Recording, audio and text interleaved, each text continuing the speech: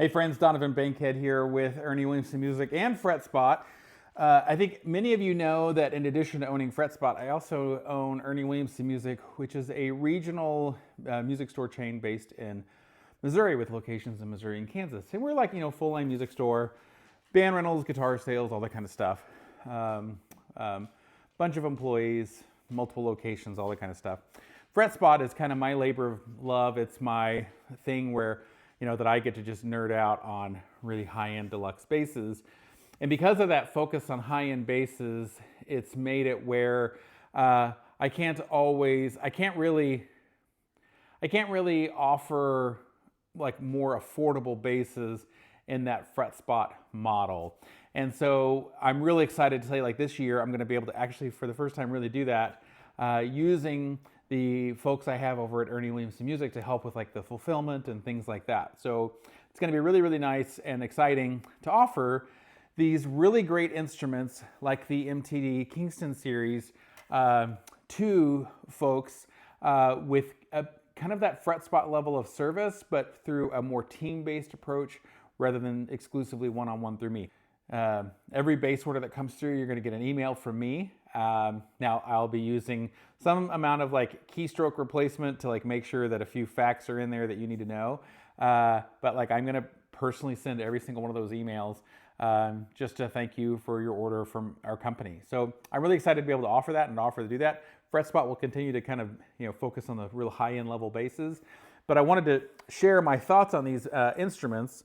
And I think one of the things that makes me uniquely qualified maybe to comment on them is I have played so many basses and so many wonderful MTD basses that I can kind of give you the skinny, pun intended, on the differences between these two. And what I've got here is a ZX-5, and this is out of the Kingston series. And I'm going to just kind of run through what my thoughts are on this bass, and I'll tell you the goods and the bad, what I like and what I don't like. This is the top of the line in the Kingston series, and this is designed to be the bass that most replicates what you'd get in a USA Series bass. So let's talk about what the similarities. So you are getting, and probably most important of all, you're getting USA Bartolini pickups and electronics. So that alone is a big part of the tone shaping that's happening in this instrument and that happens in the USA series.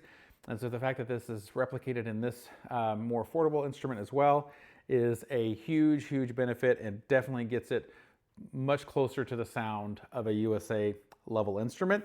There's a couple of little tweaks that are different to it. So for this one, the active passive is on the volume. So push-pull there for active passive. And the nice thing for that is if you're on the gig and your battery is dying, you can pull that. It will bypass the battery compartment entirely, and the bass is all in passive mode, so you can keep playing just like you would normally. So it's really, really a great feature for that. Then we've got pickup blend here, and then we have treble mid bass. And on the mid control, we have a mid frequency selector by pulling that. And so with that mid frequency selector, in the down position, it's affecting more of like kind of the upper mids, and in the up position, it's affecting more the lower mids. And so for me, like I find like in this position, it's like kind of great like jazz bass sounding stuff where you kind of mix it through there. And then when you start to pull it, you'll start to get more like Music Man and precision style tones out of it. Definitely can get some really tasty, convincing Music Man sounds by pulling that knob and then adjusting the mids.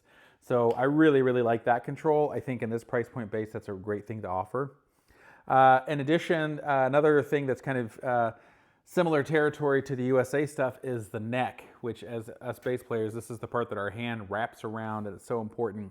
And the great thing about the neck is it's a great feeling neck, rolled edge fingerboard, but the other thing that's really nice is it has the same compound radius fingerboard as the USA series. So 10-inch radius up here in the first position, 14-inch radius as you get in the upper register. So notes are easy together, it's easy to fret, everything feels comfortable and smooth back here, and then when you get here, it flattens out for more single note playing. Really, really nice to be able to have that feature here. And then the neck is asymmetrical. So I mean, I can just see it by looking at it, but the bass side of the neck is thicker than the treble side, which adds some rigidity to the neck, adds a little bit of warmth on the bass notes, but more importantly, it just feels really comfortable in your hand as you're playing it, just like the USA Series. It has the zero nut here, or excuse me, the zero fret here at the top. And what that zero fret does is it allows the open strings to sound more similar to a fretted string. You've likely noticed this in your bass playing, that on basses that don't have that you've just noticed, boy, an open string sounds and feels a lot different than a fretted note. But with a zero fret, they're much more consistent. Matter like as I'm doing it, like I can feel in the instrument here through the vibration that there's a consistency there that wouldn't be there without that. So that's also another kind of MTD USA design feature that has made it over to this level of bass. The body of the instrument is a mahogany body, which is a wood that's often used in the MTD USA series as well. So a tone wood body, and it's a really nice quality piece of wood. And of course this really beautiful top that's got flame and burl and everything else in it, similar to what you might find on the USA series basses. So that's all the similarities. Let's go through some of the differences. First thing is the hardware. Hardware is good, it's fine, but it's not Hipshot USA, it's Hipshot licensed, and the smoke chrome. It's fine, the hardware itself is fine. You got the smoke chrome knurled knobs here. You've got a bent plate L-style bridge here with quick release saddles for quick string changes as needed, or excuse me, quick release bridge for quick string changes as needed. You've got like the barrel style saddles here. You've got the Hipshot licensed ultralight tuners. And these look fine and they function fine. I will tell you, they are not as smooth and don't work as well as the USA stuff, but they work well enough. And like if I bought one of these basses, while you could swap out the tuners if you wanted to, I wouldn't worry about it. Like they work well enough for that. Just the USA stuff is better. Like it is demonstrably better, but there isn't a problem with these. They tune accurately, they hold tune. It's just times, you'll just notice times you're twisting and like nothing is happening. Like you do a tiny little eighth twist or whatever, nothing changes on the pitch. That's pretty common. Where on the USA stuff, like a twist turns the gear and changes the string. So, or changes the tuning. So let's see, we talked about the hardware.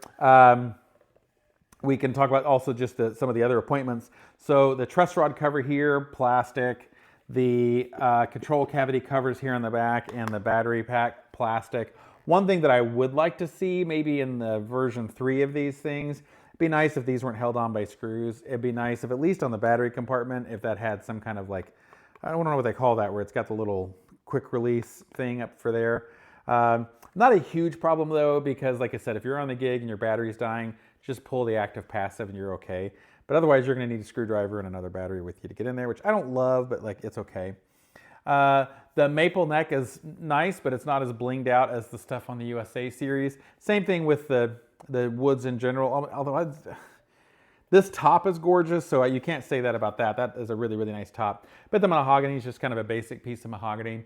But other than that, like because of the USA electronics and the neck carve, it really does feel and sound 80% kind of maybe of where a USA Series 535 might be. It's a really, really nice instrument that plays really well and sounds really good. With these instruments through MTD, of course, they're made overseas, made in China, but then they're shipped to the MTD workshop in New York, and there they take the strings off. They adjust, set up, inspect, restring, and then ship to dealers. And then at Ernie Williamson Music, we also inspect it as well, and then ship it to you. So it's a really, really nice instrument for all of that. And I like it quite a bit. So I think if you're someone who you would love to have a 535, but maybe you don't have the money for it. Maybe you primarily play like a different model, and you're just wanting something with this kind of spec as like a backup bass, or for when you want this type of sound, this is a really, really great choice. If you're on the fence between a USA series and this instrument, the USA, once you go to that level of the USA series, you pretty much never go back. Like they are just so nice that you do get spoiled. But not everyone has the 5, 6 to 10 grand to do that, and this is a really, really, really nice choice. So head over to Ernie Williamson. Put in the search bar MTD Kingston. It'll pull up what we have in stock. We'll have more and more as time goes on. Remember, everything that all the sales go through, I will look through them and see those. We don't take trades on these things through Ernie Williamson, so it's just a straight up, purchase. If you have things to sell or trade, you're on your own to use Reverb or whatever for that. But yeah, I would really, really encourage you to check this out. This pace is currently a little over $2,000, and it is a really, really nice instrument for that price. It's like an MTD light at a quarter of the price. So heartily recommend. Have you played these? Would you play one? Let me know in the comments.